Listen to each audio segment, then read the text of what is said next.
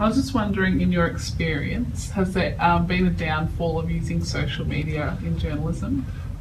Social media is an interesting one. I mean, the probably best examples for journalists will be Facebook and Twitter, and it's sort of the endless stream. Twitter especially is this endless stream of information, and you can't be on there all day because there's just way too much of it. So you kind of drop in, you drop out, you drop in, you drop out, and you see what's going on.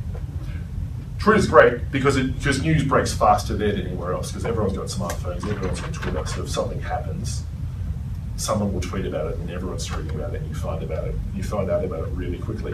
And of course, there's the need to verify. You can't just retweet anything you see and expect it to be true and hope it to be true, because that's not going to work. And the best example I can give you of that is from a fantastic article from The Guardian of last year, it was actually last month, about something that happened last year. This was written, I think, by their editor or their publisher, Catherine Viner, called How Technology Disrupted the Truth.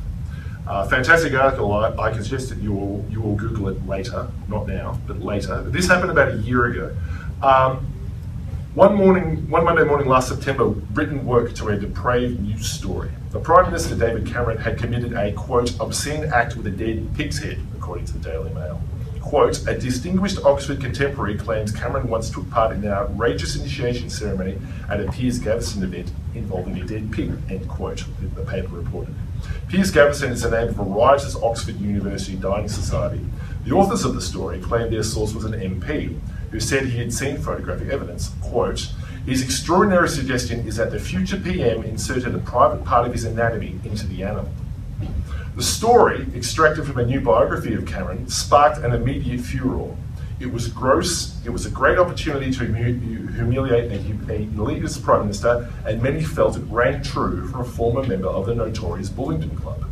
Within minutes, hashtag Piggate and hashtag Hammerin were trending on Twitter, and even senior politicians joined the fun. Nicola Sturgeon said the allegations had, quote, entertained the whole country, while Paddy Ashdown joked that Cameron was, quote, hogging the headlines.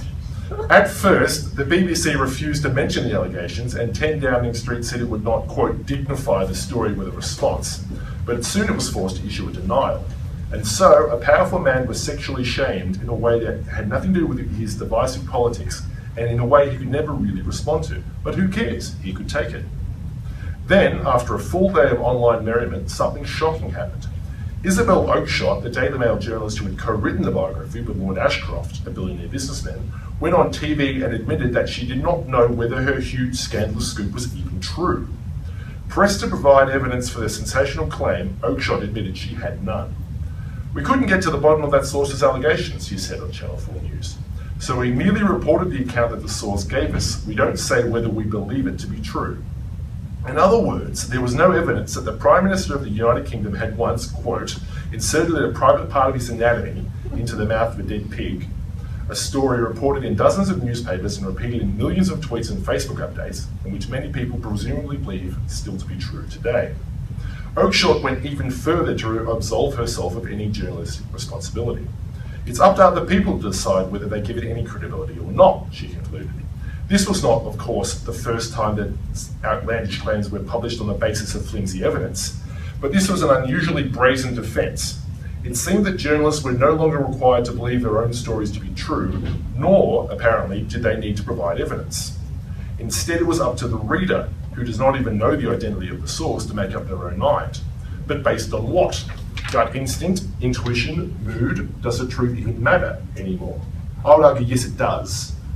And that's why the truth is still a thing, and it's certainly still a thing on social media, because it's not just about whether it seems true or it feels true, it has to be true. So be very wary about things that you think, oh, that person would totally do that, I'm totally retweeting that sort of stuff. Because as you can